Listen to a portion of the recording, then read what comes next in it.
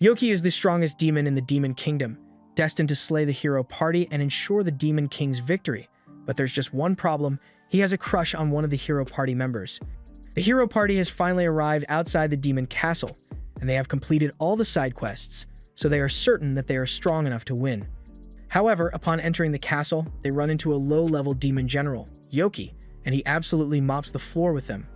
No matter how many overpowered moves they use, Yoki is able to outdo them, eventually rendering all of the heroes unconscious. But instead of finishing them off, he starts healing their wounds since he wouldn't want them dying because of him. But that's when he notices that the support mage of the hero party is actually pretty cute. He spends a solid 10 minutes just staring at her, but then his subordinates come out and they think it's kind of weird that he's just been standing over the unconscious girl for a while. They ask him if he's going to finish off the heroes so they can get on with their day, but Yuki says he doesn't want to kill anyone. Instead, he tells his subordinates to drop the heroes off at a nearby village before they wake up, so they all start dragging the bodies away, and Yoki is disappointed that he missed his chance to shoot his shot. 1 month later, Yoki is giving a report to the Demon Lord, and apparently, the heroes have tried to break in 13 more times in the past month, and every single time, Yoki knocks them out and drops them off at a safe location. The Demon Lord praises him for dealing with the intruders so easily, but he asks why Yoki doesn't kill them. Yoki makes up an excuse and says the heroes are so weak that he doesn't think it's worth killing them, but in reality, he just didn't like killing people. The Demon Lord tells him that if he doesn't want to kill them, he will have to ask his subordinates to do it instead, but Yoki knows damn well that his subordinates wouldn't stand a chance of beating those heroes, and even if they did, he wouldn't want to let that cute girl die, so he tells the Demon Lord he will take care of the heroes personally next time. The Demon Lord is pleased to hear him say that, so he dismisses Yoki, but as he is walking back to his room, he starts wondering what he should do. If he tries to spare the heroes next time, it will cause a lot of trouble, but if he lets them fight the other demons, the castle would be annihilated. Those heroes may look weak compared to him, but that's just because Yoki is unbelievably overpowered, so if they ever manage to get past him, they would definitely defeat the Demon Lord no problem. He wouldn't particularly care if the Demon Lord was defeated, but he doesn't want the priestess to get hurt, so he comes up with a plan. The next time the heroes try to invade the demon castle, Yoki once again completely dominates them, but this time, instead of knocking all of them out, he lets them get back to their feet and offers them a choice. He says that by now, it should be clear to them that they stand no chance of getting past him, but he is willing to make an exception today. He says he will allow them to pass, but only on the condition that they leave the priestess here with him. Yuga immediately refuses since he would never leave a comrade behind, but the mage comes up to him and says he should probably take the deal since this might be their only chance to defeat the Demon Lord. Besides, Yoki has had tons of opportunities to kill them over the last month, yet every time, he just drops them off safe and sound, so Cecilia will probably be fine. Still, Yuga doesn't think it's right to leave his comrade in the hands of the enemy, but Cecilia tells him to go ahead without her because she will be fine on her own. Since Cecilia is insisting, the others all agree to Yoki's deal and move ahead, leaving Cecilia and Yoki alone in the room. Now that the others are gone, Cecilia faces Yoki and asks him what he plans to do to her, but to her utter shock, he says he fell in love with her at first sight and asks her to be his girlfriend. Of all the things Cecilia thought would happen, she didn't expect to receive a confession from a demon general, and she doesn't know how she's supposed to react to that, so she just politely turns him down. Yoki is heartbroken and curls up into a ball on the floor to await death because nothing matters to him anymore. Cecilia feels kind of bad, so she asks Yoki if he's alright, but then she realizes that this might all be a trick to get her to lower her guard, so she raises her scepter and points it at Yoki, but surprisingly, he doesn't react at all and just sits there. She asks him why he's not fighting back, so Yoki responds and tells her there's no point. The only thing that mattered to him was confessing his feelings to her, and since she rejected him, he is ready to die knowing he tried his best. Cecilia still thinks he's trying to trick her, but Yoki tells her he really is tired of living like this. As a demon general, he is forced to guard this room constantly, and the only time he's allowed to go outside is to attack human villages, and he doesn't want to do that sort of thing. He may be a demon now, but that's just because he was reincarnated into this world, so inside, he is still a human at heart. If that's the case, then Cecilia asks why he chooses to serve the Demon Lord, because she's sure that with his power he could take him out if he wanted to. Yoki says he considered it, but then he realized that if he killed the Demon Lord, then he would automatically become the new Demon Lord, and that would be much worse for him. So he chose to just live his life as a low-level guard to avoid as much damage as possible. His life was all around gloomy and unbearable, but that all changed when he saw Cecilia's face. He may have only known her for a month, and yes, most of that time was spent with him knocking her out, but that was the best month of his entire life as a demon. So now that it's over, he doesn't care what happens anymore. Cecilia tells him to stop talking like that, because if he is truly human on the inside, as he says, then it's not too late for him to live a fulfilling life. A few days later, after the hero party successfully defeated the demon lord, they return to the capital where the king thanks them for their valiant efforts. He declares that the next 3 days shall be dedicated to celebrating the achievements of the hero party, but at the same time, outside the city, Yoki has just arrived and is preparing to start his life as a human. Cecilia gave him directions on how to get here, so now all he needs to do is blend in as a human and he will be able to spend time with her. But first, he needs to get rid of his horn, and it's definitely going to hurt. While the parade for the heroes is going on, Yoki makes his way into the Adventurers Guild and asks to register. The guy at the counter is annoyed by Yoki, but not because he doesn't like him. It's because he's lazy and wanted to get through the day without having it do any work. Since Yoki wants to register, he pulls out a registration form and hands it to him to be filled out. After Yoki fills out the form, Clayman processes it and creates a guild card for him. He explains that Yoki will have to start at F rank, but he can work his way up to S by completing quests and raising his reputation. Once Yoki confirms that he understands the rules, Clayman is about to hand over his guild card. But before he does, he tells Yoki that reissuing these cards is a massive pain in the butt, so he had better not lose it. Specifically, within the next 3 days, because Clayman is the only one on shift until the Hero Festival ends, and he doesn't want to have to deal with all the administrative hassle. Yoki promises to be careful, so he takes his card and heads out to complete a few missions, and by the end of the day, he has earned quite a bit of money. He hasn't met Cecilia yet, but his plan is to work as an adventurer for a while and become successful enough to be worthy of Cecilia, and after doing all that, when he confesses to her again, she's bound to accept his love. Over the next few days, Yoki routinely shows up at the guild to take on as many quests as he can, and he is already starting to draw a bit of attention because people are surprised by how fast he has been ranking up. Today, he is taking out another 5 quests, so he walks right up to Clayman's desk and asks him to process these for him, but Clay is pissed because he doesn't understand why Yoki keeps bringing so much work to him when there's another receptionist right over there. Yoki tells Clay he has simply grown fond of him, especially since he's surprisingly fast at processing all the quest forms he brings. But speaking of which, Clay is starting to wonder who Yoki really is, because there's no way an ordinary newbie would be able to raise their rank from F to D in a single week. Yoki is a little worried since he didn't realize working so hard might get him in trouble, but Clay has no intention of investigating him. It would be too much work, and it's not like ranking up quickly is a crime, so there's no reason for Yoki to get in trouble over it. Yoki is relieved to hear that, but before Clay could finish processing the quests, Cecilia walks up and asks Yoki to cancel his quests for the day. He's excited to see her again, but she looks like she has something serious to discuss, so she asks Yoki to come to her house so the two of them can talk. Yoki immediately agrees, and once they finally arrive, Cecilia takes him inside and prepares a cup of tea for him. She apologizes for not being able to meet him sooner, but Yoki says she doesn't need to apologize because he didn't make much of an effort to meet her either. Speaking of which, he asks her how she knew he would be at the guild today. So she explains that pretty much everyone has been talking about him recently. It's almost unheard of for a newbie to rise through the ranks as fast as he has, so it's natural that people would start talking about it.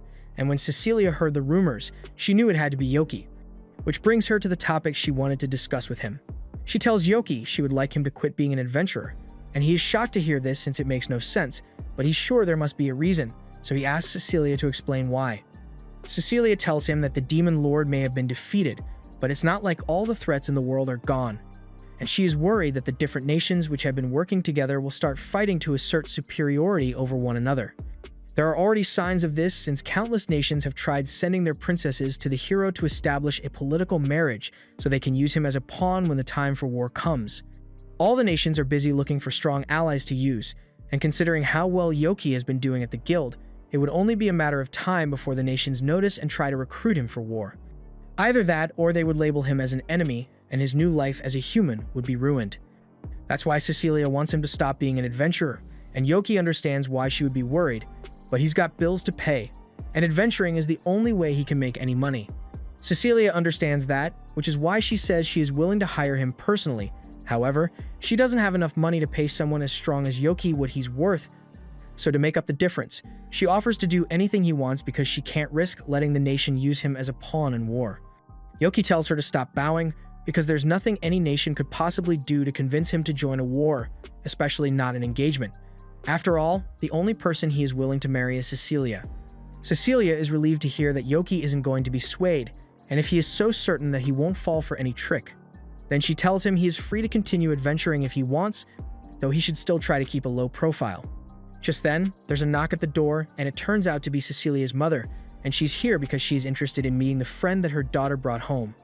She asks Yoki if Cecilia has told him about her love life yet, and as soon as she mentions it, Cecilia becomes embarrassed, but her mother keeps going anyway. Cecilia has gotten a lot of proposals recently, all of which she turned down, so her mother asks Yoki if he would like to marry Cecilia. Yoki definitely wants to marry Cecilia, but he says he can't do it right now because he doesn't think he is good enough yet, so once he has gotten a stable life, he will confess to her again and she can decide whether she wants to marry him or not. Cecilia's mother likes Yoki's answer, because if he had said yes, she still wouldn't have let him marry her, but his response showed maturity, so she tells him he is welcome in this house anytime. A little while later, we see Yoki in the middle of one of his hero quests, and even though something like this would usually take a full week to complete, he is able to get it done in a single day. However, just as he is about to start heading home, he is suddenly attacked. 3 unknown assailants launch a coordinated attack against him, and Yoki tries to defend himself, but then he realizes that these people look really familiar. They are his subordinates from back when he worked at the Demon Castle, and he doesn't want to fight them, so he calls a timeout and reveals his true identity.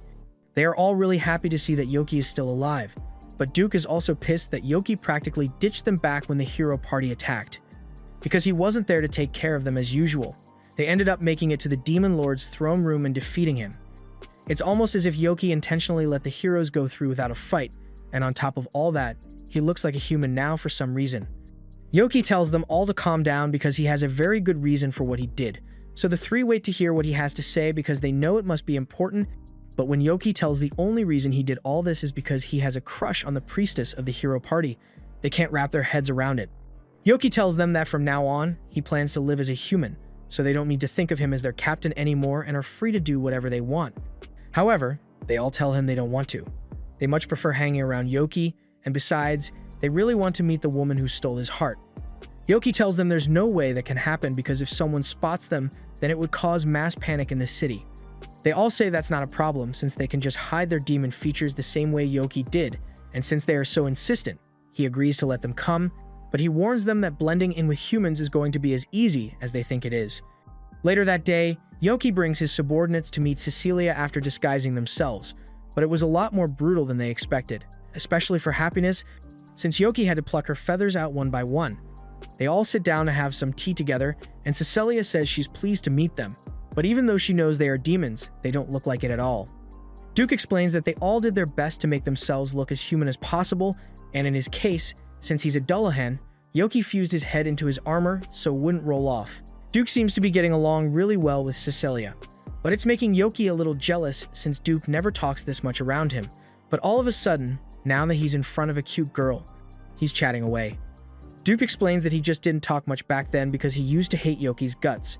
Yoki had a reputation for being a total shut-in back at the Demon Castle, and even when his superior would yell at him to go outside and kill some humans like a respectable demon general, Yoki would just threaten to beat his ass until he eventually gave up and left him alone.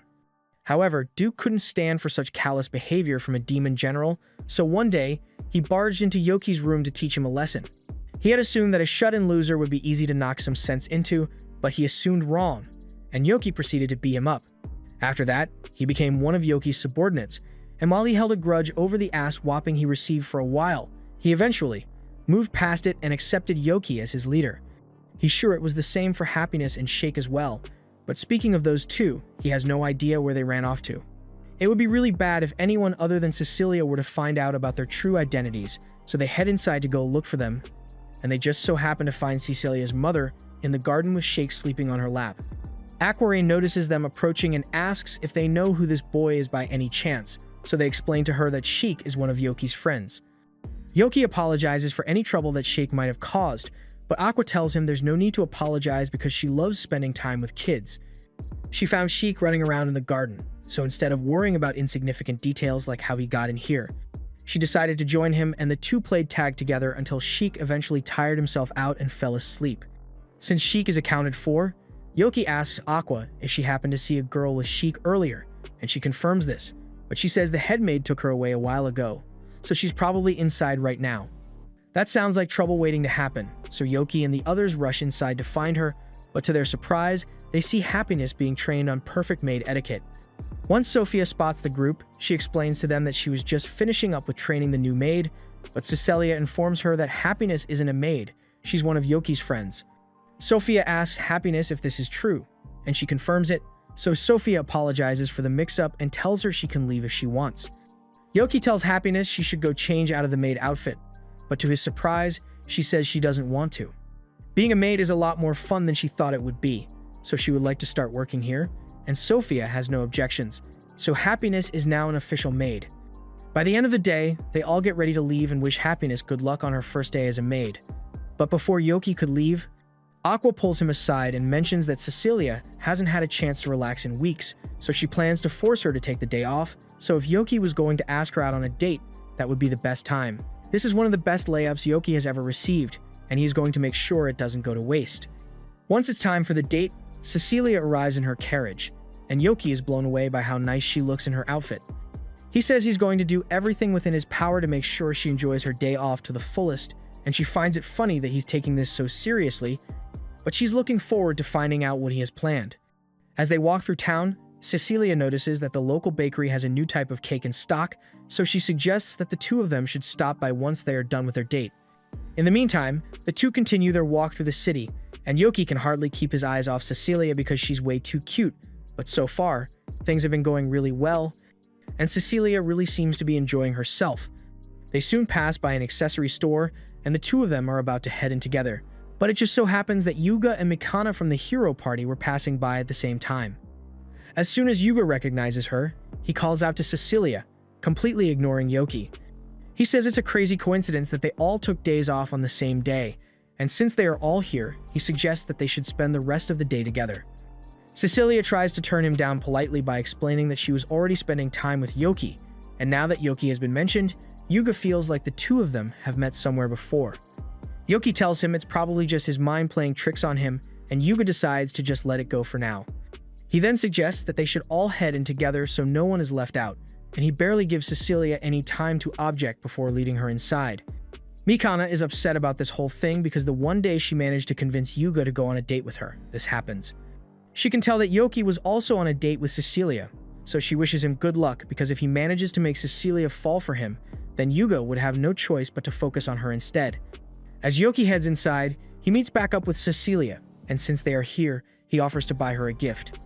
Cecilia tells him he doesn't need to do that, but Yoki says this is his way of thanking her for all the help she has given him, so she eventually agrees. Yuga sees this, and it immediately makes him feel hella jealous, so he cuts in between the two of them and says he wants to pick out gifts for everyone, clearly trying to one-up Yoki. Yoki picks out a necklace that he thinks will look great on Cecilia, while Yuga just picks out the most expensive-looking pendant in the store because he didn't know what else to buy. He tries to get Cecilia to put it on, but in the process, he accidentally knocks off her disguise, and now that she is no longer wearing her hat and pair of glasses, everyone in the store instantly recognizes her and the other members of the hero party. They are all instantly swarmed by fans and chased down the street, causing Yoki to be separated from Cecilia, and while trying to find her, Yoki ends up running into the last member of the hero party, Sir Raven, while he is being swarmed by a group of girls, and he seems pretty uncomfortable.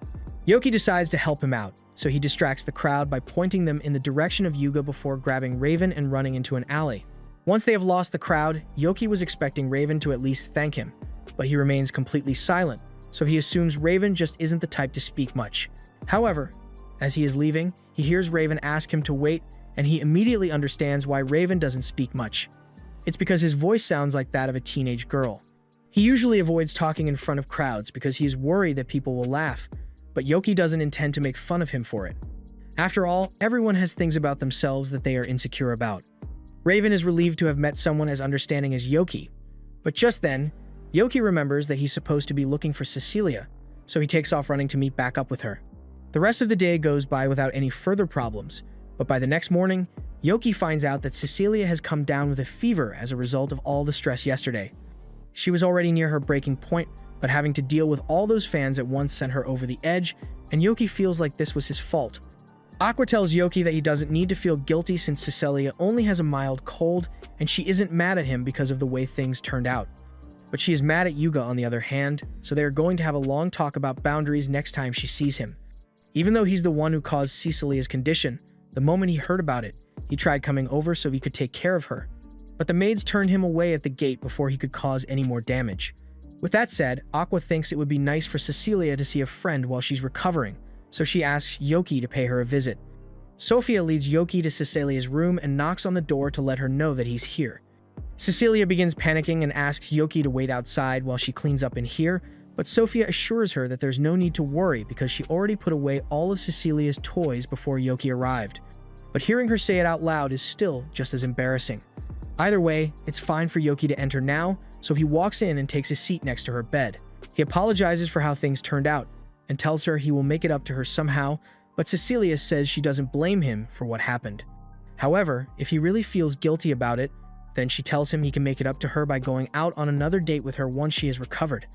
Yoki is stunned for a moment because Cecilia basically asked him out just now, and it's the best thing that has happened to him all day, so he tells her he will make sure their next date will be better than she could ever imagine. Unfortunately, he was a bit too enthusiastic with his declaration, and yelling around Cecilia might make her condition worse, so Sophia comes in and politely kicks him out. He is about to head home, but all of a sudden, he notices Raven nervously walking up to Cecilia's house, and he's curious about what he's doing here, so he goes over to say hi. Raven seems like he has a lot on his mind, so Yuki asks if there's something bothering him, and Raven admits that he's trying to build up the courage to confess to the girl he likes. Just like Yoki, she didn't laugh at his voice when she heard it, and ever since then, Raven has had a crush on her, but he's not sure if she likes him back. Yoki doesn't really understand what Raven is so worried about because he is tall, handsome, and famous. The only problem he has is his voice, and the girl he likes has already said she doesn't mind it, so he's got a pretty good chance of her accepting his feelings. Raven realizes that Yoki is right, so he decides to go through with his confession, and Yoki is proud of him. But then he realizes that Raven is walking right up to Cecilia's house, so he might have created more competition for himself. He tries to convince himself that Cecilia would never accept such a sudden confession from Raven, but then again, they were in the hero's party together, so there's a chance that they might have had some romantic moments during their travels. He starts panicking again, but just then, he sees Raven walk back from the mansion completely shattered. He genuinely believed that the worst she could say was no, but he was wrong, and now he just wants to go home and think about his life in the shower. Seeing Raven so dejected gets Yoki curious, so he gets back up to the house and asks Sophia if she knows what happened to Raven when he came over to confess his feelings to Cecilia. She tells him that Raven did indeed come here, but from what she saw, he was here to talk to Happiness. And this information really catches Yoki off guard because he had no idea that Raven had a crush on her. He decides to go talk to Happiness, and when he finally finds her, he asks if she spoke to a red-haired guy a little while ago. Happiness confirms this, so Yoki tells her that Raven is actually one of his friends, and she looks surprised to hear that. Yoki then goes on to ask if it's true that Raven confessed his feelings to her, and if so, he would like to know what she said that made him so upset. Happiness pauses for a moment, but she eventually reveals that when Raven asked her out, she immediately told him it was absolutely impossible. Getting rejected like that would hurt anyone's feelings, so Yoki understands why Raven was so depressed afterwards. But if Happiness doesn't like him, then there's nothing to be done. However, she says she actually does like Raven, but before Yoki could ask her what she means by that, she runs off. Later that night, Yoki calls a meeting with the rest of his subordinates to discuss what's going on with Happiness and Raven's relationship. The other two have no idea who Raven is supposed to be, so Yoki clarifies that Raven is the swordsman from the hero party. But as soon as he says this, Duke flares up and demands to know why Yoki would set Happiness up with a human. Yoki explains that he wasn't the one who introduced them, and as a matter of fact, he has no idea how they met in the first place, but that's not the issue here. He tells everyone that Raven recently confessed to Happiness, and Duke assumes she must not have taken it well since most of the humans she had dealt with were either trying to capture her for her feathers or were furry lovers. Either way, it was pretty bad. That said, Sheik doesn't think Happiness hates all humans. After all, she willingly chose to work as a maid because she liked the people in the mansion, so she must have been able to tell that Raven is a good guy. The next day, Yoki heads into the guild as usual, but to his surprise, Kramen isn't here today. One of the other receptionists calls Yoki over since she recognizes him as the guy who's always talking to the vice guild master. Yoki has no idea what she's talking about at first, but she explains that despite how lazy Kramen seems, he really is the Vice Guild Master here. This is a shocking revelation, but right now, Yoki is more interested in finding out where Kramen went. It's kind of supposed to be a secret, but since Yoki is friends with Kramen, the receptionist informs him that he was hospitalized after a fight with his wife. Later that day, Yoki goes to the hospital to pay Kramen a visit, and he's surprised by how badly he was hurt. He asks what happened, so Kramen explains that yesterday was his anniversary, so he wanted to pick out a good present for his wife, but he got so locked in that the entire day went by with him staring at jewelry, and by the time he finally made it home, he had already missed dinner. So his wife thought he had forgotten about the anniversary, and they got into a huge fight afterwards. Yoki thinks Kramen's wife must be pretty strong if she was able to injure him like this, and he says this much is to be expected since she's a former A-rank adventurer. Yoki can't believe Kramen is married to someone who is A-rank level, but for the record, Kramen is also a former A-ranker. It's going to take a while for Kramen to heal from all those wounds naturally, so Yoki offers to use healing magic to help him, but Kramen immediately shuts the idea down. Being injured like this is the perfect excuse to get his wife to nurse him back to health. Just then, Kramen's wife walks in, and it turns out to be Sophia, which is a huge shock to Yoki. He never could have imagined that she would get married to someone like Kramen, but they seem happy together, aside from the occasional violent misunderstanding. A little while later, Yoki is getting ready to leave, so Sophia thanks him for keeping her husband company before she arrived. He says there's no need to thank him because it's normal to visit an injured friend, but speaking of friends, he asks Sophia if Cecilia is doing any better today. She tells him that Cecilia's fever is gone, so she is feeling a lot better now, but she is currently out running errands, so he won't be able to see her for a while. Yoki asks Sophia if she has any ideas for a good gift he could give her since he wants to do something nice for her, but she tells him that as long as it comes from the heart, Cecilia will be happy with anything he gets her. Yoki thanks her for the advice and leaves the hospital, but as he is walking down the street, he starts fantasizing about what it would be like if he and Cecilia ever got married. By the time he snaps out of it, he realizes that he's near the night dorm, so he decides to check in on Raven while he's here. He opens the door and finds Raven lying in bed, just as depressed as he was the day Happiness rejected him, and he feels bad for the guy, so he wants to help. He asks Raven if he can explain how he and Happiness first met, so Raven tells him it all started on one ordinary afternoon. Raven was busy with his daily patrol when he suddenly noticed a girl being harassed by a couple of drunk guys. He swiftly dealt with the first guy, and after the others realized who he was, they all ran away, so his job here was done. Since Happiness was safe now, he turned to walk away, but she suddenly grabbed his cape to thank him. Raven told her there's no need to thank him, since he's just doing his job, but then he realized that he had just revealed his voice to a stranger, and he started worrying that she might make fun of him for it. However, on the contrary, Happiness told him he had a nice voice. At first, he thought she might be joking, but Happiness was as serious as can be because she genuinely liked the way Raven's voice sounded. She then thanked him again for saving her and ran off to finish her shopping for the day, but she left a lasting impression on him.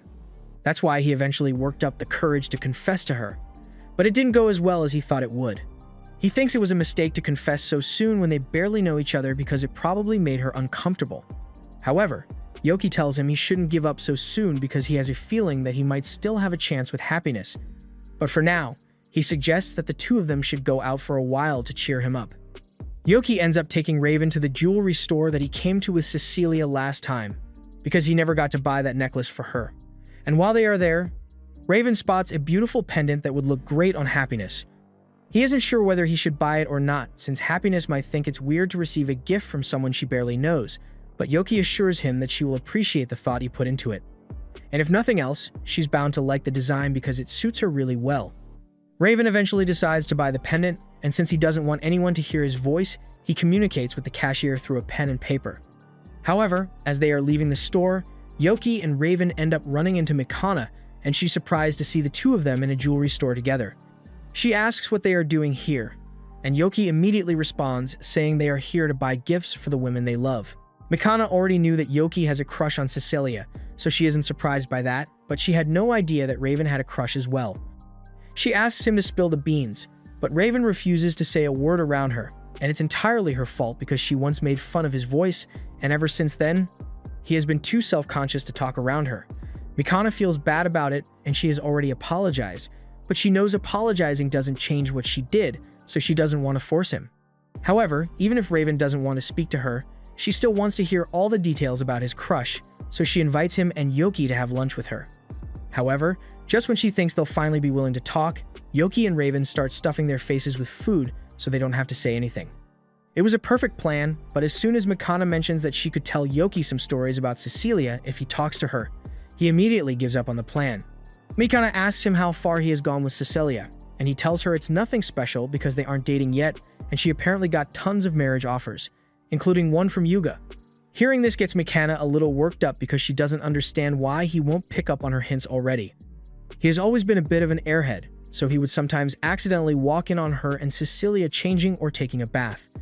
And he is so popular with the ladies that a huge crowd always formed no matter where they went. It was never really intentional on his part, but his carefree behavior did really annoy Cecilia, and she can be terrifying when she's mad. Mikana then asks Raven about his crush, but Yoki cuts her off because he doesn't want to let her mess with him. Mikana promises that she's not trying to make fun of him for his crush or anything, she just has a few relationship problems of her own that she wanted to talk about. The truth is, she has a feeling that Yuga hates her because of something she did.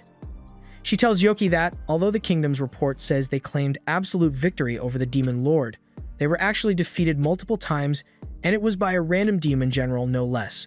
Each time they lost, they would end up in a nearby village with all their wounds healed for some reason, but no matter how many times they went back, that demon kept defeating them in the most humiliating ways. Yoki is starting to feel a little guilty since he dragged out their defeat a few times so he could spend more time looking at Cecilia, but in his defense, he wasn't trying to humiliate them. Anyway, after each defeat, the party was forced to lie to the people and hide the fact that they had been defeated in order to preserve their faith in the hero party. But supplies were running low, and if they didn't defeat that demon soon, the people would lose all trust in them. That's when, on one attempt, the demon in question made them an offer. It said it would allow them to go straight to the Demon Lord's throne room unchallenged, but only if they were willing to leave Cecilia behind, and Mikana was the one who convinced everyone to abandon her, so Yuga wouldn't be seen as a failure. Cecilia ended up surviving, but Mikana doesn't think Yuga has forgiven her for making such a cruel choice. He still acts friendly and cheerful around her, but she can tell that his opinion of her has changed.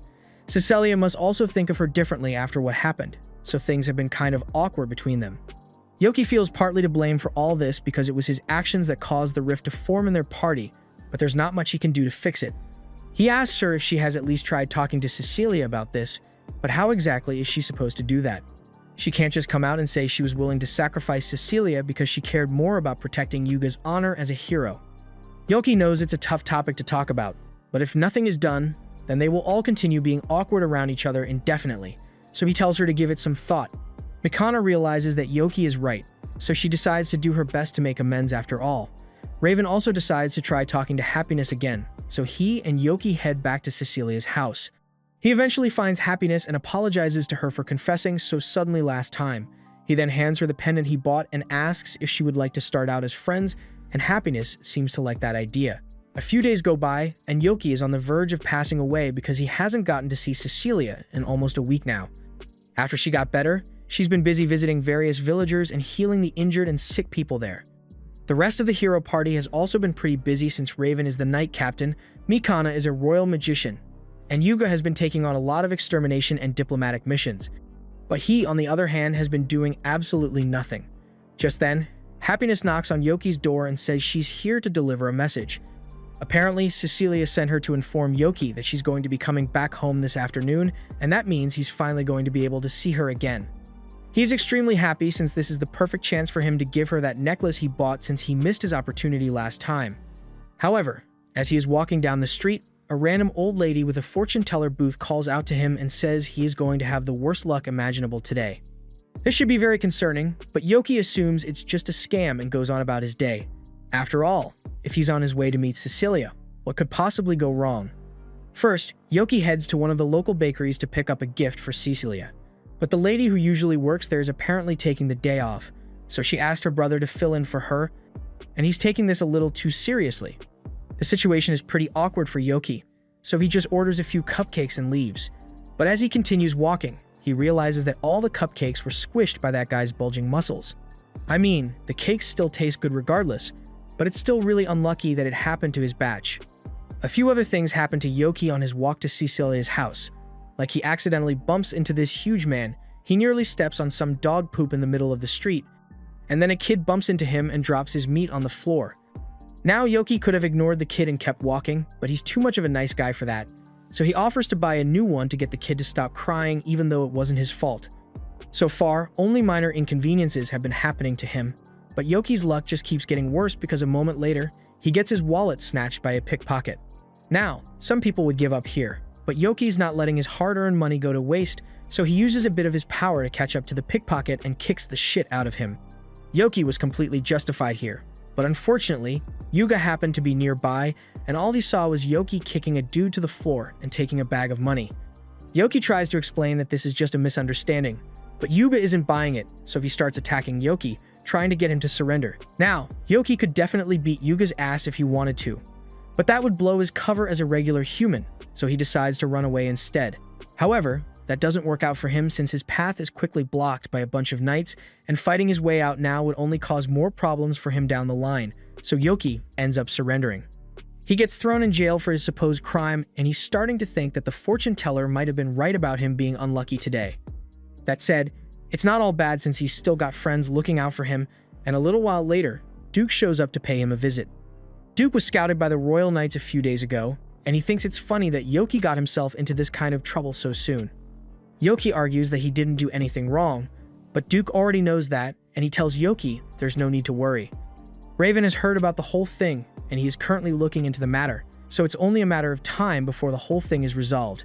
Just then, another knight, Irene, comes up and tells Yoki that he has been cleared of all wrongdoing and is free at go. Yoki is relieved to hear that, but then she tells him that Yuga apparently wants to meet with him to apologize, which is the last thing Yoki was expecting to hear. Later on, Yoki meets Yuga at a restaurant, and Yuga is sincerely sorry for all the trouble he caused, so to make it up to Yoki, he offers him a feast.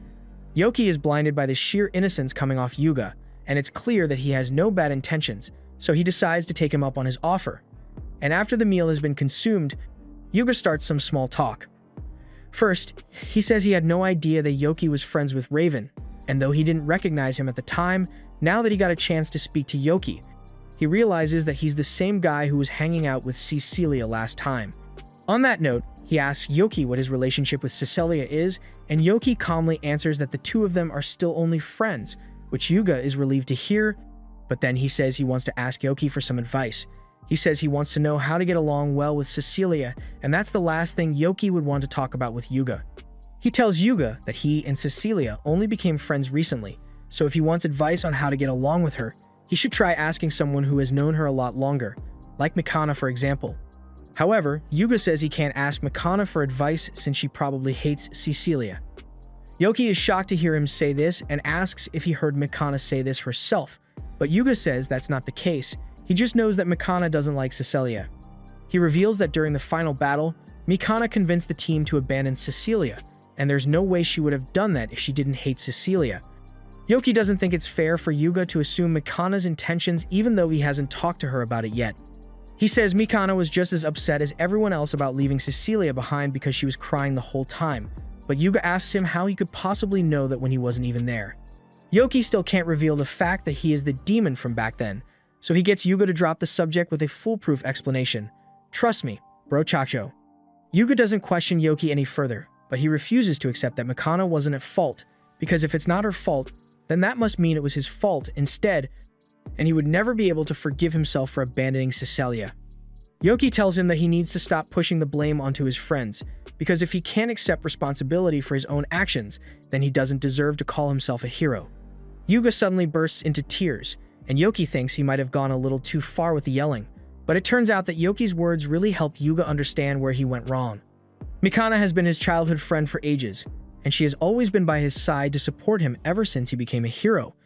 Yet he couldn't put his faith in her and chose to believe she abandoned Cecilia out of hatred. He doesn't know how he could ever make things right between the two of them. Yoki tells him he can just apologize because Mikana clearly still cares about him, and even if she may scold him a little, she'll definitely forgive him in the end. Yuga is overjoyed and says he's going to apologize right now, but he's too nervous to do it on his own, so he asks Yoki and Raven to come along as well. They all eventually arrive at Mikana's house, but Yoki is a bit upset that he got dragged on such a long detour when he just wanted to visit Cecilia today. Yuga says he just needs some moral support, so they can wait outside while he goes in to apologize to her. Yuga then walks inside and runs up to Mikana's room where he finds her in the middle of changing clothes, but while Mikana immediately becomes flustered, Yuga remains stone-faced and tells her he has something important to say. He tells her that he just realized that he has been treating her unfairly this entire time, because he kept thinking she intentionally abandoned Cecilia when that wasn't the case. He knows an apology won't be enough to make up for what he has done, but he hopes she can forgive him so they can go back to how things were before. Mikana is really relieved that Yuga doesn't hate her anymore, but then remembers that she's still in her underwear, and she doesn't know which is worse, the fact that Yuga barged in on her changing, or the fact that he is completely unfazed by it. Either way, she's still mad about it, so she takes her anger out on Yuga, and outside, Raven and Yoki can see what's going on, but there's nothing they can do to help, so they both just leave Yuga to his fate. He is finally free to go see Cecilia, and on his way, he passes by that fortune teller again, but he still thinks it's a scam, so he doesn't stop to listen. The fortune teller doesn't appreciate being ignored for the second time in a row today, but for some reason, it looks like Yoki's luck is turning around for the better, so he must have done a really good deed recently. A little further down the road, Yoki runs into the owner of the cake shop, and she just found out that most of the cakes Yoki bought earlier today were accidentally crushed by her brother, so she wants to apologize for that. Yoki tells her it's not a big deal, but she still wants to make it right, so she offers him a new bag of cakes.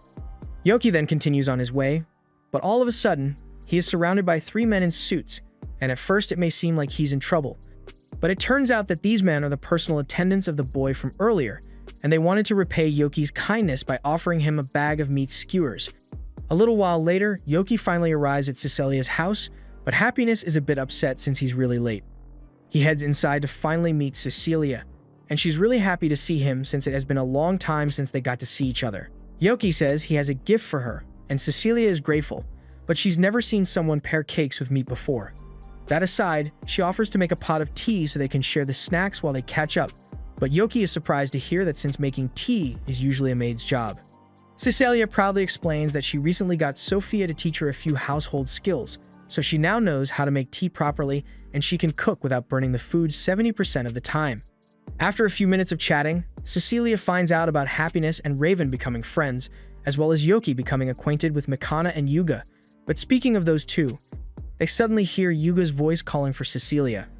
A few moments later, Yuga barges into Cecilia's room and tells her that he has a lot he wants to apologize for, but Mikana punches him out of the way and tells him he is being too pushy. Cecilia has no idea what's going on, and Yoki is just as surprised since he didn't think the others would show up here all of a sudden, but they all have something to apologize for. Mikana goes first and says she is sorry for abandoning Cecilia back then. Cecilia tells all of them that it doesn't bother her that much because her life wasn't the only one at risk back then. After all, the others had to face the Demon Lord on their own without a healer to support them. And as it turns out, as soon as the Demon Lord had been defeated, Mikana was the first one to run back to make sure Cecilia was alright, followed shortly by Yuga and Raven. The fact that they all ran back to try and help her despite their exhaustion from the battle showed Cecilia that they still cared about her. And it's not like there was any other choice at the time, so Cecilia couldn't possibly blame them for the choice they made. All that matters now is that everyone made it out alive, so there's no need to feel guilty over what happened. Later that same day, Yoki and Cecilia are out taking a walk, and Cecilia asks if Yoki had anything to do with the others apologizing all of a sudden. He admits that he gave them a little nudge in the right direction since the whole thing was kind of his fault to begin with, and Cecilia is grateful because her friends are finally back together. This feels like the perfect opportunity, so Yoki tells Cecilia he has a present for her and reaches for the necklace he bought. He asks her if she's willing to accept it, and she happily tells him she will cherish it forever, which is a huge relief for Yoki because he didn't know what he would do if she had turned him down. A little while later, Cecilia asks Yoki to join her on a mission because she received a call for help from a remote village.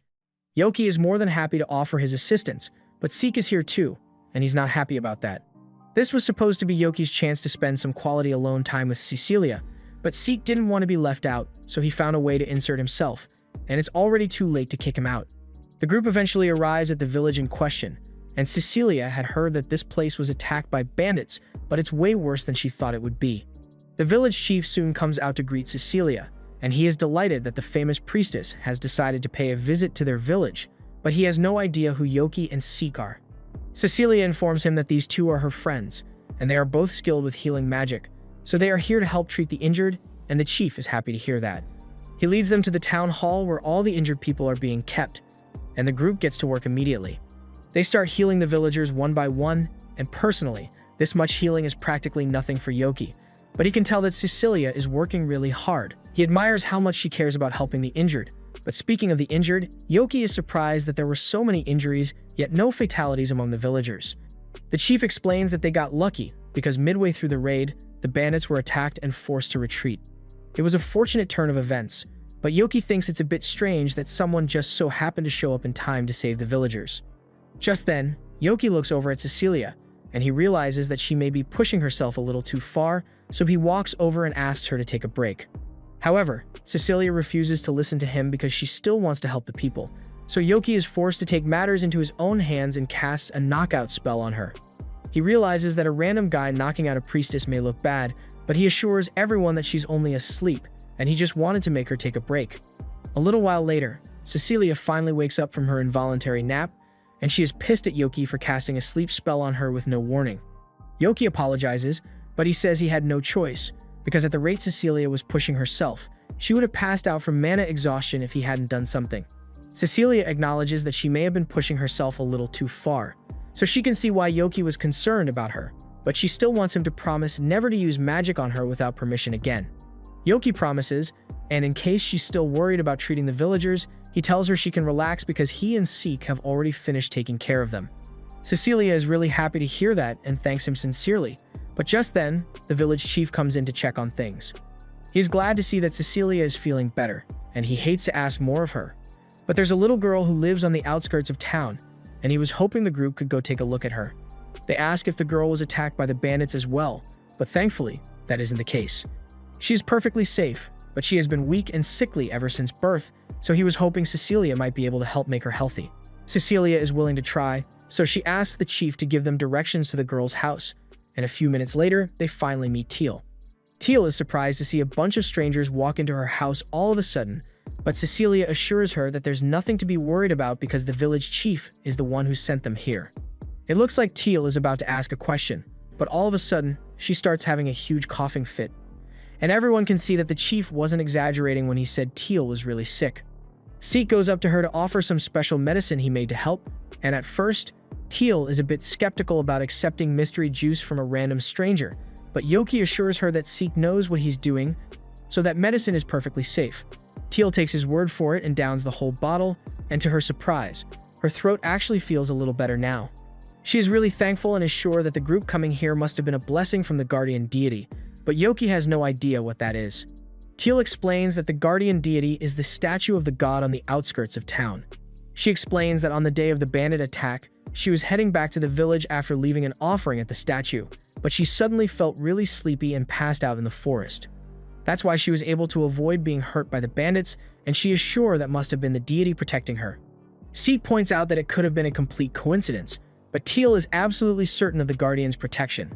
After all, when she was 7 years old, she was surrounded by wolves one night, and she almost certainly would have died, but at the last second, the guardian deity came to her rescue with black lightning.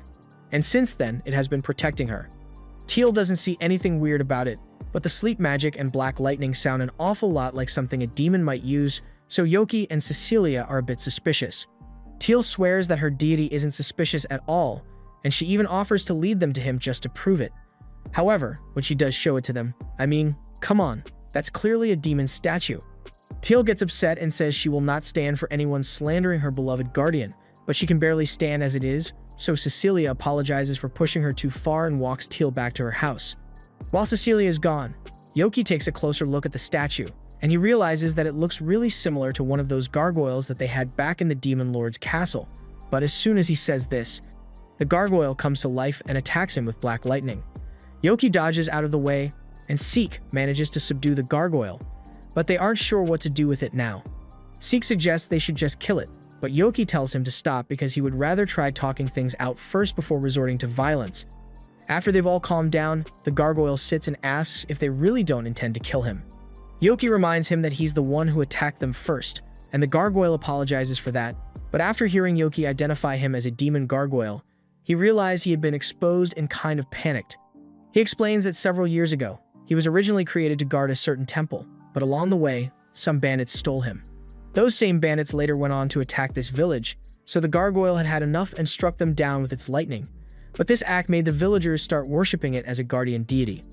Over time, they all slowly forgot about him, so the only one who still shows up is Teal, and she has been coming here to clean every day ever since the gargoyle saved her as a kid. Yoki asks if that means the gargoyle has no intention of harming the villagers, and the gargoyle responds that he has nothing to do with the humans, he just lives here, that's all. If that's the case, then there's no reason to worry about it, so Yoki apologizes for bothering the gargoyle and turns to return to the village, but before that, he asks Seek to do him a little favor. Yoki basically asked Seek to go to the village on his own so he could spend the rest of this trip alone with Cecilia, but once he was finally alone with her, he realized that he doesn't actually have anything to talk about. As they are walking, Cecilia ends up tripping over a protruding root, so Yoki jumps in to catch her, and the two of them end up staring at each other for a few seconds before awkwardly turning away.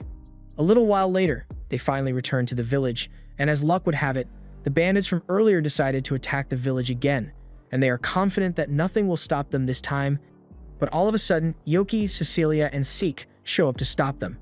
The bandits are still certain that these brats stand no chance against their sheer numbers, but then Yoki gives Seek permission to fight with lethal intent, and the bandits start dropping like flies. Cecilia is surprised by how strong Seek is since she had never seen him fight before. But Yoki is a lot stronger, so when he joins the fight, he knocks out a couple dozen of them at once, and even when one attempts to sneak attack Cecilia, Yoki easily electrocutes the guy and takes him down because he has total control over the situation. The battle against the bandits has been going pretty well so far, but all of a sudden, the group notices smoke coming from the direction of the guardian deity's shrine, and that can't be good. So Yoki asks Seek to go check it out while he finishes off the rest of the bandits. The remaining bandits all group together in an attempt to swarm Cecilia and Yoki, but Yoki bluntly tells them that no matter how many of them there may be, they will never be a match for him. He then proceeds to blow them all away with a windstorm spell, and the bandit situation has been officially taken care of, but Yoki is a bit concerned by the fact that Seek hasn't returned from the shrine yet. Something might have happened to him, so Yoki and Cecilia go to check it out, and to their shock, they find the gargoyle severely injured and Seek being held up by his throat. Yoki angrily glares at the guy and demands to know who he is, so Cecilia explains that this is Miller, the hero of the neighboring Gallus Empire. Yoki is surprised to learn that there is more than one hero in the world, but Seek's safety is what's important right now. Once Seek regains consciousness, he explains that he came here and found Miller attacking the gargoyle from behind while it was trying to protect Teal, so he tried to stop him, but ended up losing the fight. Miller says there's nothing wrong with him trying to kill a gargoyle, and it's Seek's fault for being dumb enough to get in his way. He then starts walking back over to the gargoyle to finish it off, but Yoki tells him to stop and tries to talk him out of it by explaining that the gargoyle isn't causing any harm. However, Miller doesn't care whether the gargoyle is harmless or not, and if Yoki tries to stop him, then he's going to cut him down as well. Yoki responds by firing off a lightning bolt, but to his surprise, the lightning completely dissipates the second it comes in contact with Miller's sword. Cecilia yells for Yoki to fall back because Miller's weapon is a man-made magic sword that absorbs all magic it touches, so Yoki is no match for him. Cecilia begs Miller to stop because if innocent people die at his hand, it could start a war, but Miller actually likes the sound of that. One of his favorite hobbies is killing people, so if a war were to start, he would be allowed to kill as many people as he wants. It's clear that this dude is a psychopath, so there's no way Yoki can let him walk free after this. Miller laughs at the fact that Yoki thinks he can win this fight even though he already knows his magic is completely ineffective against this sword. However, Yoki isn't fazed and begins firing off several blasts of magic one after the other. Miller's sword may absorb magic, but since it was man-made, then there has to be a limit to how much it can absorb. And after unleashing a bunch of his most powerful spells, Yoki eventually hits that limit, shattering Miller's sword altogether. Yoki then uses a wind spell to punch Miller into a tree, and it looks like he has been defeated, but Miller still had one last trick up his sleeve and threw a magic spear at Yoki. A trick like that would never work on Yoki, so he easily dodges it, but the gargoyle happened to be right behind him. The spear was headed right for him, but at the last second, Teal suddenly jumped in front of him and took a spear to the chest. That wasn't what Miller was expecting, but he still finds it really amusing that the girl would sacrifice herself to save a demon.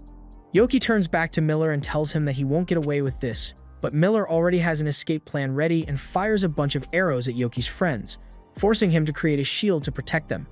And during this time, Miller manages to sneak into the forest. Yoki blames himself for letting Miller escape because he had been relying too much on his magic, and all that anger building up inside him causes his true demon form to come out. This is a form that Cecilia has never seen before, so she is worried that Yoki might have lost control. But right now, there's only one thing on Yoki's mind, and that's to beat the shit out of Miller. He flies into the air to start tracking Miller, and the second he locates him, he pins his head to the ground and proceeds to kick him through a couple hundred trees. Miller can't believe that a demon this strong still exists even though the demon lord has already been defeated, but a second later, Yoki appears behind him to continue the beatdown. Miller tries to fight back, but Yoki easily disarms him and knocks him to his knees before dragging him into the air by his neck. Now, he could kill Miller here and now, but he knows that's not something Cecilia would want him to do, so instead, he just drops Miller and lets him take his chances with the water. Yoki eventually returns to Teal's house, where he finds Cecilia waiting for him. He asks how the others are doing, so she tells him she was able to heal Teal and Seek, so they both survived, and she is really glad that Yoki came back in one piece. Cecilia invited Teal to work as a maid in her home, so she will have a place to stay, and in the meantime, both Cecilia and Yoki have been summoned to the castle for an urgent matter.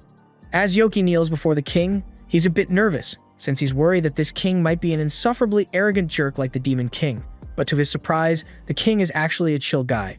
He isn't one to stand on formality, so he cuts to the chase and explains that he heard about how Cecilia and Yoki chased off the hero Miller and the bandits that were attacking the village of Dagaz, so he wants to give them a reward for their efforts. Cecilia tells the king that she doesn't want a reward, which he pretty much expected from a saint, so then he turns to Yoki and asks if there's anything he wants.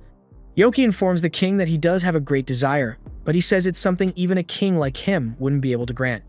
This gets the king curious, since there aren't many things he can't acquire, so he asks Yoki what his desire is, and Yoki blurts out that he wants to earn Cecilia's love, though.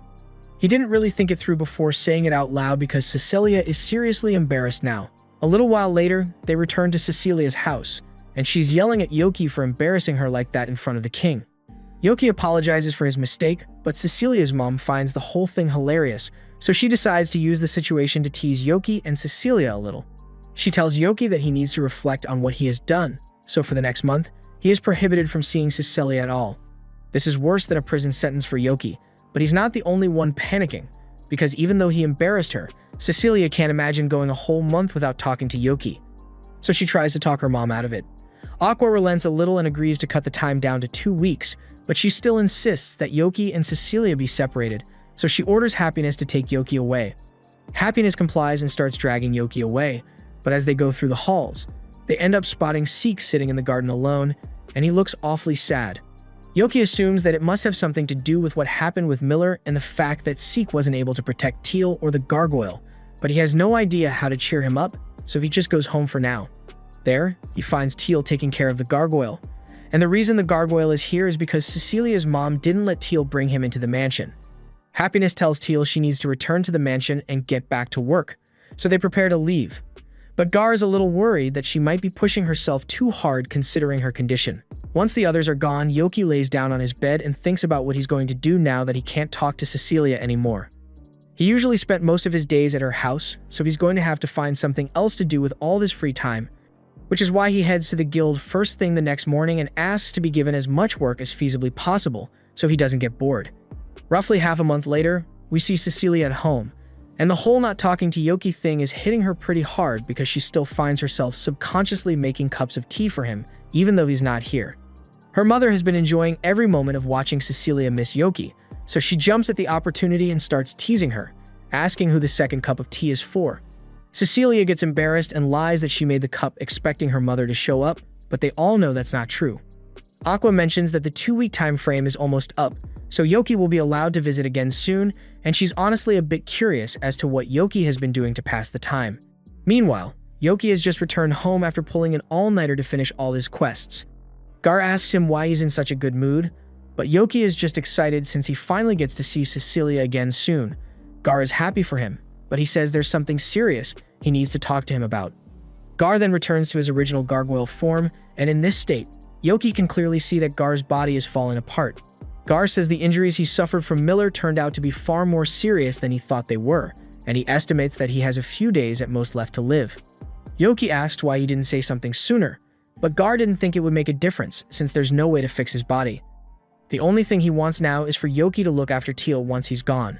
Yoki doesn't understand what Gar is talking about since Seek said Teal's conditions had stabilized, but while it's true that she has improved a lot thanks to Seek's medicine, Gar has watched Teal ever since she was little, and he can tell that something's not right with her.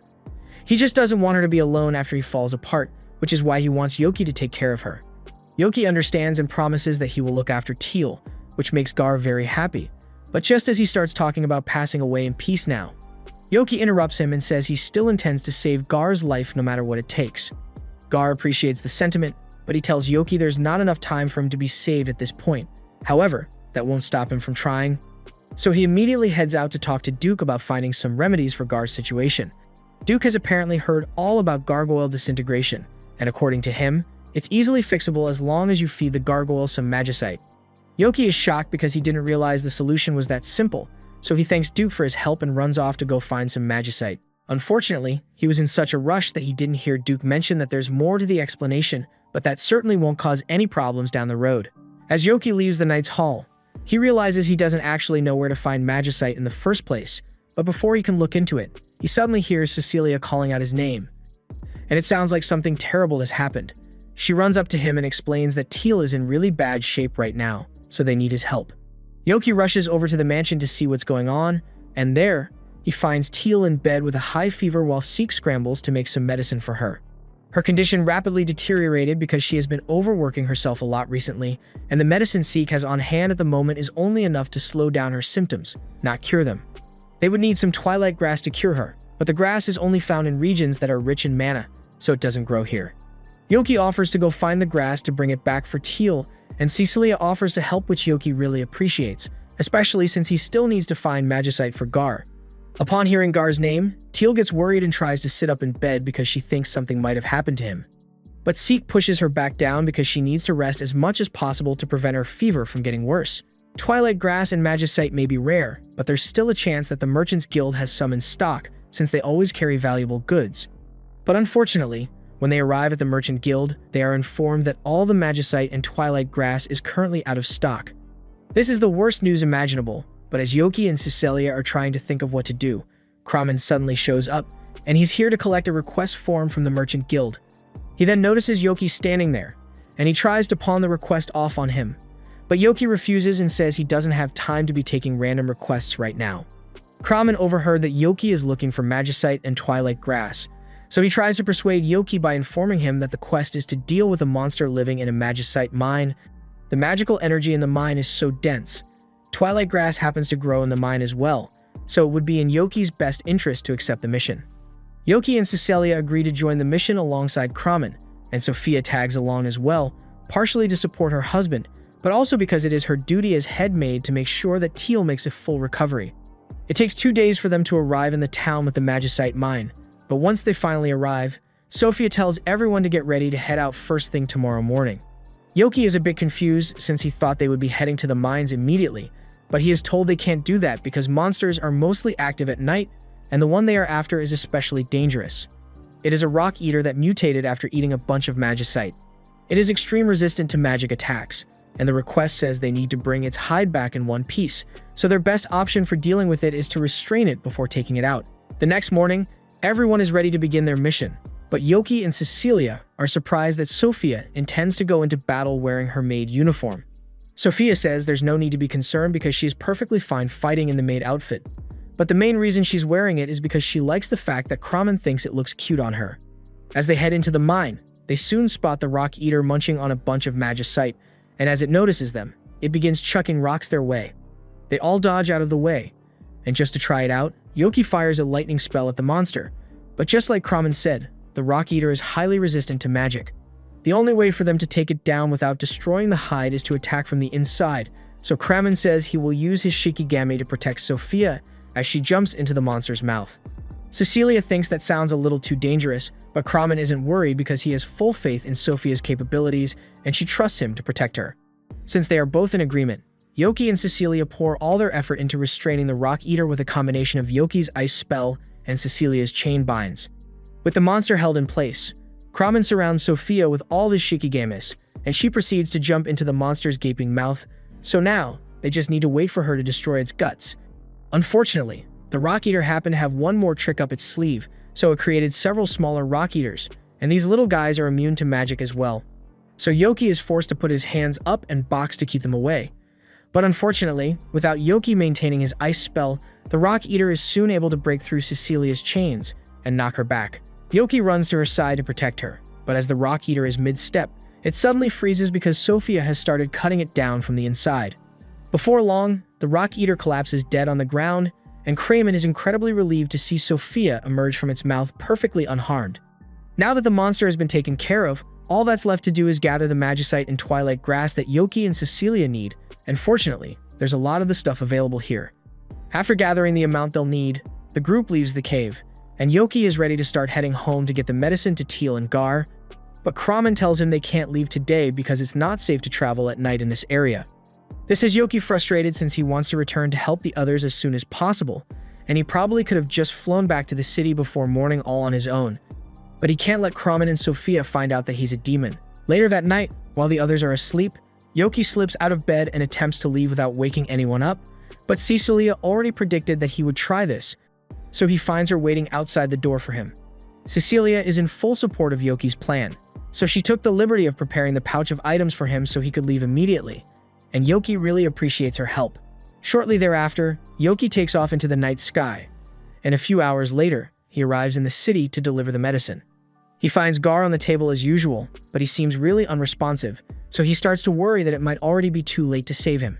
He begins shaking Gar violently and asking if he's really okay with leaving Teal alone in this world, and hearing Teal's name mentioned is enough to snap Gar back to life.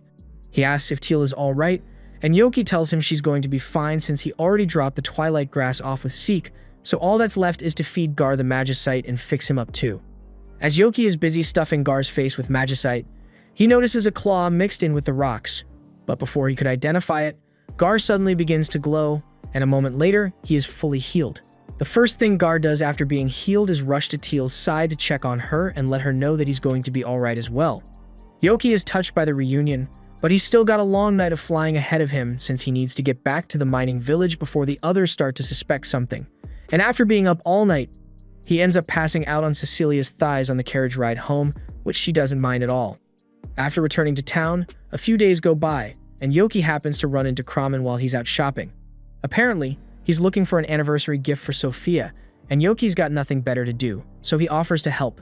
He finds a pair of cat ears and suggests that Kramen could give these to Sophia, but he says that's a terrible idea, and he already knows what he wants to get her anyway, so there's no need for Yoki to help.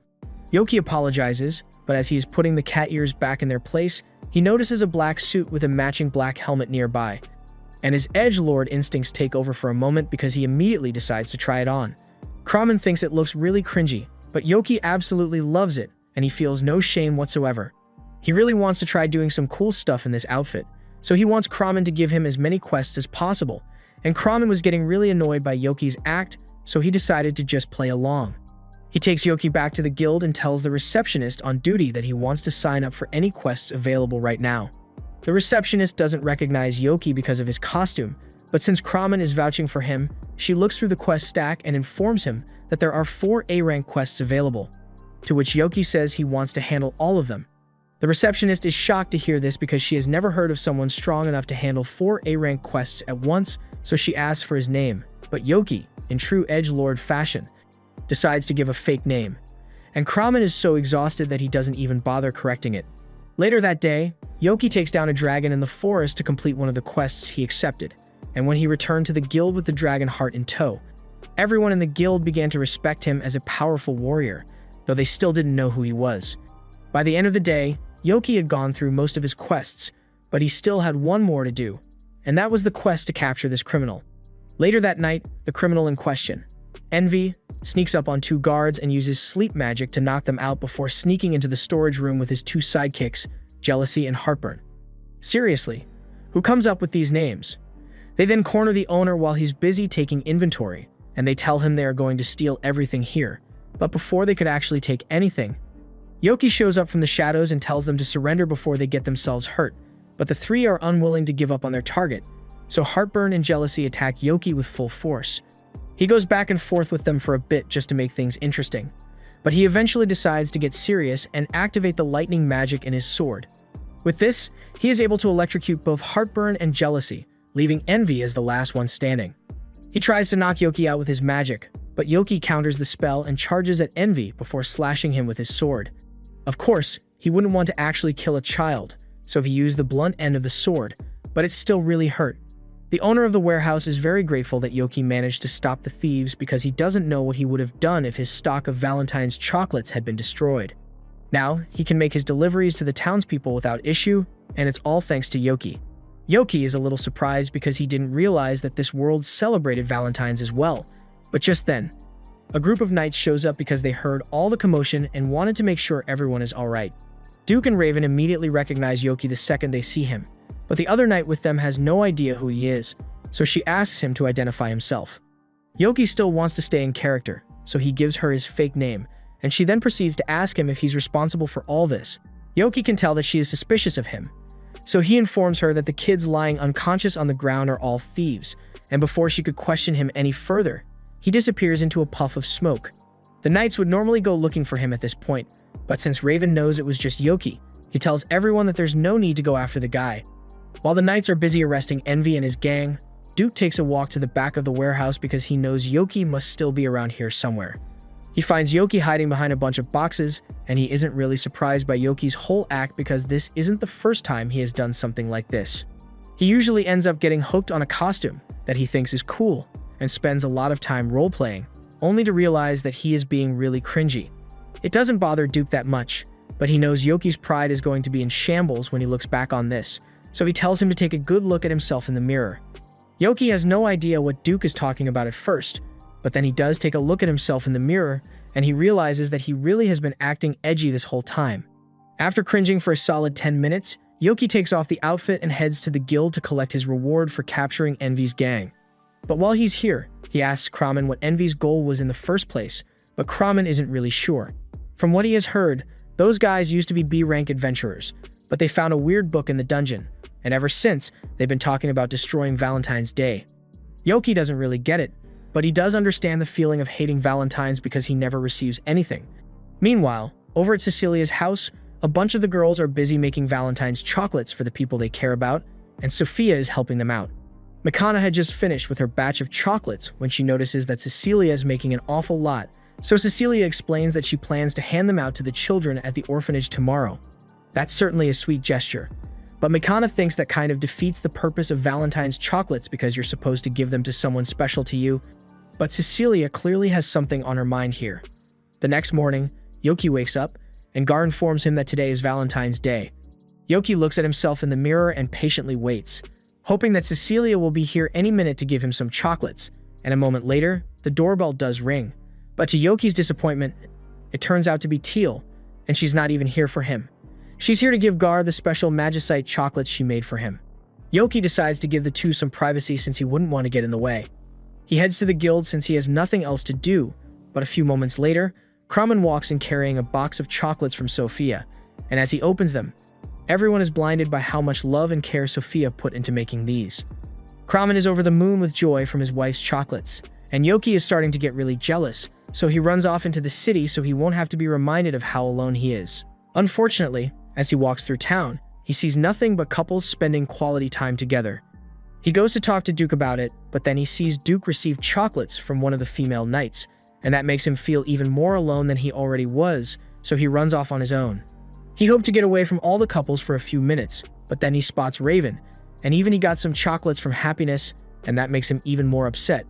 Yoki later walks outside into the street where he sees a huge number of women lined up near a cart, and at first, he wondered what could be so important that they would line up like this. But then he is informed that this is the line to give Yuga chocolates, and that was the final nail in the coffin for Yoki's pride. A moment later, Mikana happens to pass by, so Yoki asked her if she's here to drop chocolates off for Yuga, and that was originally her plan, but she's having second thoughts now because she doesn't think her chocolates are good enough. Yoki didn't mean to make her feel insecure, so he's trying to think of some way to cheer her up, but a moment later, Yuga himself shows up, and Mikana is shocked to see him because he usually never shows up to Valentine's events. Yuga says he just wanted to make sure that Mikana's chocolate was the first one he received. Mikana is surprised and happy to hear that Yuga values her chocolate most of all, but she's still a little worried because she's terrible at cooking, and her chocolates came out all messed up. Yuga tells her it doesn't matter because he still wants to accept the chocolates regardless, and Mikana is relieved to hear that, so she pulls out the chocolate she made, and I don't know how she did this, but that chocolate looks like it's been sunbathing since the dawn of the universe. Yoki doesn't know what to say here, since that thing is clearly a biohazard, but Yuga doesn't care in the slightest and eats it all in one bite. He then tells Mikana that he really enjoyed the chocolate, and we already know Yuga is terrible at lying, so he must be telling the truth. A little while later, Yoki ends up going to Cecilia's house to see if there's a reason. She hasn't given him any chocolates yet, but the only people he finds are Aqua and Seek. Aqua can tell that Yoki is looking for Cecilia, but she tells him he's out of luck because Cecilia is currently in town giving chocolates to orphans. Yoki falls to his knees in despair after hearing that, and Aqua feels bad for him, so she offers him some of her own chocolates. And at first, Yoki tries to refuse since he only wants chocolate from Cecilia, but at this point, he's desperate, so he will take what he can get. A few movements later, Duke comes running over to warn Yoki that Envy just broke out of jail and is going on a rampage through the city. Envy and the others all ride around on a giant monster he created and use it to suck up all the chocolate across the city to ruin Valentine's for everyone, and Mikana and Yuga are the first to intervene. Yuga tries to talk Envy out of this, but Envy refuses to listen to a handsome guy like Yuga who gets tons of chocolate all the time. He then attempts to squish Yuga with his monster, but he manages to get out of the way in time. A few moments later, Yoki and the others arrive, and they can see that the situation is serious. So Yoki climbs onto a roof and tries to convince Envy to stop. He understands how Envy must feel since he too has suffered from not receiving chocolates. Well, technically, he did receive chocolates, but that was from a friend's mother, and it's kind of embarrassing to say it out loud. Envy is tired of listening to Yoki, so he tries to squish him with the monster. But Yoki jumps into its arm, and when the other two try to attack him, he easily knocks them out, but then Envy knocks him off balance by moving the monster's arm, and then he tries to blast Yoki with a fireball. Yoki counters with magic of his own, and the two end up locked in a fire magic duel. Envy asks why Yoki doesn't hate Valentine's Day just as much as he does, and Yoki says it's because he still has hopes that the girl he likes will give him chocolate. And hearing this makes Envy burn with rage, so he blasts Yoki away and then proceeds to suck up all the Valentine's chocolates in the area, including a box that Cecilia was holding. Seeing this happen, Yoki realizes that the box was most likely meant for him, and losing it makes him so mad that he gives up on holding back and fires a bolt of lightning straight at Envy. The lightning ends up incinerating Envy's magic book, causing him to lose control of the monster, and as a result, he comes crashing to the ground. Yuga didn't want to let him get hurt, so he caught Envy just in time, but to his surprise, he finds out that Envy is a girl. The reason Envy went on this rampage is because the boy she liked refused to accept her chocolates, and she was upset by the fact that her chocolates were worthless, but Yuga tells her that's not true. Envy thinks Yuga is just saying that because he's hot and receives tons of chocolate, but Yuga genuinely means it. He says he's happy to receive chocolates from anyone as long as they put their hearts into it, and hearing that from him melts Envy's heart, but Yoki is once again being sidelined even though he did all the work. He falls to the ground in defeat since no one is paying attention to him, but Cecilia could never forget about him, and while he's here, she hands him a Valentine's bag she prepared. Yoki is thrilled that he finally got a gift from Cecilia, though he's a little disappointed since Cecilia gave these out to tons of people, including Seek and Happiness. However, when he looks inside, he realizes that Cecilia gave him a cake as well as her general cookies, and no one else got a cake, so it must mean she considers him special to her. A few days later, Yoki receives a new mission from Kramen, and he is told that the Merchants Guild would like to hire him to protect some of their cargo. They have recently been targeted by thieves, so a bunch of their goods have been stolen, so they want Yoki to prevent any future thefts in the meantime, and if possible, to recover the previously stolen goods. Yoki isn't really all that interested in the mission since it would require him to travel to the port city, but then he realizes that port cities have beaches, and beaches mean he might get to have fun with Cecilia, so he gets excited and immediately accepts the job. However, when he goes to invite Cecilia, to his disappointment, she informs him that she can't go because she is completely swamped with work, so instead, she asks Happiness to go with Yoki instead. Yoki is still majorly bummed out, but he understands that this is his own fault for failing to check Cecilia's schedule before accepting the job, so he just has to suck it up and get the job done as soon as possible. Just then, he notices that Happiness is carrying something new on her backside, so he asks her what it is, and she explains that it's a weapon made from the feathers she plucked out of her body. Yoki gets the point, but he begs Happiness to stop striking strange poses like that in public because people might start giving them weird looks if she keeps this up. Yoki notices that Happiness has been really cooperative about accompanying him on this mission, which is a little out of character for her since she would usually avoid stuff like this, but then he remembers that he invited Raven as well, so she probably just agreed to come because she wanted to spend time with him. As soon as Raven arrives, Happiness says good morning to him, and he becomes really flustered, especially since he notices that Happiness is wearing the gift he gave her. Just then, there's an announcement for the carriage's departure, so Happiness goes to secure a seat for everyone, and while she's gone, Raven asks Yoki what's going on because he had no idea Happiness was going to be here. Yoki explains that he had Happiness come since she is quite skilled in magic, so he figured she would be helpful in a battle.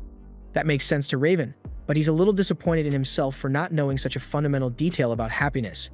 However, Yoki tells him not to beat himself up over it because he hasn't known Happiness for that long, and there's still a lot of time for him to get to know her properly. A few minutes later, they all climb into the carriage and Raven fumbles the perfect opportunity to sit next to Happiness, so this trip isn't off to a great start. Once they arrive in the port city, Yoki tells the others that he's going to go visit the client so they can begin the mission. So in the meantime, he wants them to ask around to gather as much info as they can about the thefts. This is a plan Yoki came up with specifically to give Raven some alone time with Happiness, but as soon as Yoki is gone, Happiness wanders off and ends up finding one of the members of the ship crew. Raven trails behind her and explains to the sailor that he and Happiness are adventurers who were hired to investigate the thefts that have been occurring in this port, and he would like to know if the sailor has any idea who might have done this. The sailor says he's got no clue, and this whole ordeal has been making his job a hell of a lot harder because all the higher-ups seem convinced that he and the other sailors are the ones behind the thefts. Happiness asks if that means all the sailors are innocent, which Massa confirms because he swears that men of the sea never steal. Raven understands, so he tells Massa that they will investigate the case to find the real perpetrators. And Massa is a little shocked because he kind of expected Raven and Happiness to accuse him and the other sailors of being in on the thefts. He really appreciates the fact that they believe he and his crew are innocent, so he calls everyone to gather around and asks them to tell Raven and Happiness everything they can remember about the incidents. A little while later, Yoki returns and asks Raven if he managed to learn anything about the thefts yet, but he says he's got nothing. The sailors apparently hold patrols every night. At some point, they started hearing a beautiful singing voice, and after that, the next thing they knew, all the cargo had been stolen. None of them remember anything about the theft or how it happened, and a story like that would naturally make one suspect the crew. But if they really were behind it, then they probably would have come up with a better story to hide the truth. So Raven believed there's foul play afoot, and it is likely the work of a demon. Yoki assumes that Raven must be talking about a mermaid, and he has personally never met one. But he thinks it would be really cool to meet another fellow demon, so he excitedly calls over to Happiness to tell her that there might be a mermaid in town. But as he says this, the sailors happen to overhear him, and they immediately become terrified at the mention of a mermaid. Yoki asks them if it's really that big of a deal since he doesn't think mermaids are that dangerous, but there's nothing more terrifying to a sailor than a mermaid. Countless ships have been sunk after encountering mermaids, and even more sailors have met a gruesome ends this way. The sailors all start begging Yoki and Raven to take care of the mermaid since they are too scared to get back on their ship otherwise. The sailors are on the verge of a full-blown panic attack. So, to calm them down, Raven reveals that he is the captain of the Knight's Order and a member of the hero party, and he promises that no matter what happens, he will make sure to protect them, and the sailors are all relieved to hear that. A little while later, Yoki and Happiness are sitting on a bench, while Raven does a little supply shopping. And Yoki has been deep in thought for a while now because he just came to the realization that demons are still seen as monsters to be feared by majority of humans. Happiness tells him he really shouldn't be surprised by that since their whole objective was to destroy humanity, so it's natural that they would be fearful of them. Shortly after that, Raven returns, and he apparently got a huge lead on the case because while he was shopping, a man approached him with some information. According to what the man said, he saw the sailors transporting the cargo into a cave near the port, and he also recalls seeing a mermaid in that same cave. It sounds like something really shady is going on here, so Raven thinks they should go check it out, but he asks Happiness to wait here because fighting a demon is dangerous business, and he wouldn't want her to get hurt. Happiness asks why Raven seems so motivated to take this demon down, so he recounts the story of a day a village was attacked by a rampaging demon. He and the rest of the hero party were too late to save the village that day, and he failed to save many lives even though he had sworn to protect them, which is why he refuses to let anyone else he cares about come into harm's way. Happiness understands where Raven is coming from, but low-key, she doesn't care. So she gets up and tells Raven to hurry up because she's coming whether he likes it or not. Raven tries to stop her, but Yoki tells him to just let it go because there's no way he's going to change. Happiness is mind, and besides, she's strong enough to handle herself against any demon, so he has no reason to worry. They eventually arrive at the cave, and just like the man said, the stolen goods really were transported here. It also looks like this cave has a docking space for 2 small boats, but when Yoki and the others go to check it out, they realize that someone else is here, and a moment later, the mermaid emerges from the water. The mermaid immediately starts singing in an attempt to hypnotize the group, but they all manage to cover their ears in time. And then Happiness proceeds to use her harping magic to cancel out the mermaid's song so Raven can close the distance and finish the job. However, once Raven has the mermaid at blade point, she breaks down and tells him he can kill her if he wants to, but she needs his help to rescue her friend from the humans that kidnapped her. Raven immediately dismisses this as a shameless attempt to deceive him from the mermaid, so he decides to kill her anyway. But Happiness isn't comfortable with the way this is playing out, so she runs in front of the mermaid to stop Raven. Raven keeps his sword raised and tells Happiness to move because he's not going to spare that demon, but Happiness refuses to get out of the way. Yoki can see the tension building, so he rushes over and asks Raven to please put his sword down. Raven demands to know why Yoki is siding with the demon as well, but Yoki says he's not picking sides. He's not asking Raven to spare her because he knows if a demon hurt the people he cared about, he wouldn't hesitate to kill them either. However, it seems like the mermaid has a reason for what she did, so it couldn't hurt to at least hear her out before executing her. Raven decides to listen to Yoki and agrees to put his sword down, after which Happiness's knees give out because she was absolutely terrified the entire time. Especially since Raven pointing his sword at her brought up old trauma from humans trying to sell her for profit. After Happiness has calmed down, Yoki introduces everyone to the mermaid, but Raven is still so mad that he refuses to even look at her. The mermaid's name is Shike, and when asked why she attacked them on sight, she explains that she was ordered to do so by a human. Mermaids, like her, usually try their best to keep their distance from humans, but one day, Shike and her friend ended up caught in a storm, and the next thing they knew, they had been captured by a group of humans. The leader took Misaki captive and threatened Shike into following his orders if she ever wanted to see Misaki again. So ever since then, Shike has been putting people to sleep whenever she's ordered to. Yoki doesn't think Shike is lying, but Raven absolutely refuses to believe a single word that comes from the mouth of a demon. Happiness understands why Raven would be distrustful of demons, and she doesn't expect him to forget about all the pain and suffering demons have caused him. But she does ask that he trust her just this once because she's certain that the mermaid is telling them the truth. Raven finally relents and agrees to start a new investigation based on the assumption that what the mermaid said is true, and Happiness is glad to hear it. They all start searching the cave after that, and it soon becomes clear that this was a trap from the beginning. Most of the crates here are empty, and the jewels that are present are all fakes placed here as decoys. The plan was most likely to lure them into the cave, and while they were distracted with the fake treasure, Shike was supposed to sneak up on them and put them to sleep so the thieves could later come in and take them out. And if that's the case, then those thieves must be on their way here right now. A few moments later, we see a group of men walking towards the cave, led by the same man who gave Raven the tip earlier, and they are all joking about how easily the Knight Captain fell for their trap. But then they see that same Knight Captain walking up to them, and they suddenly all go silent. They try to play it cool and pretend they did nothing wrong. But Raven already knows they are the ones behind the thefts, as well as kidnapping an innocent mermaid, and though he doesn't intend to kill them, he is going to make this arrest as painful as possible. The thieves all try to overwhelm Raven, but his swordplay far outclasses anything they could pull off, so within seconds, he has knocked out half of them. The other half try to flee, but Yoki and Happiness had already blocked off their escape route, and Happiness uses her fans to knock them all out with a huge gust of wind. After all the thieves have been tied up, they try to talk their way out of this by claiming the mermaid forced them to do all of this, but Raven knows that's not true. So he points his sword at the leader and forces him to reveal the location of his real hideout before he loses an eye. Over at the thieves' hideout, Raven and the others find a suspicious-looking box bouncing around, and it's pretty clear that Misaki must be trapped inside. So Raven cuts the box open to free her, and soon after, he reunites her with Shike. Shike is overjoyed to see that Misaki is still alive, and Misaki is just as happy to see her again.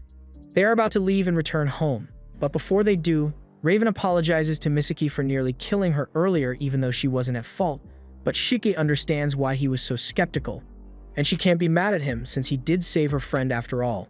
As a token of her gratitude, before she leaves, she gives Raven a kiss on the cheek, leaving Raven completely stunned and Happiness burning with jealousy.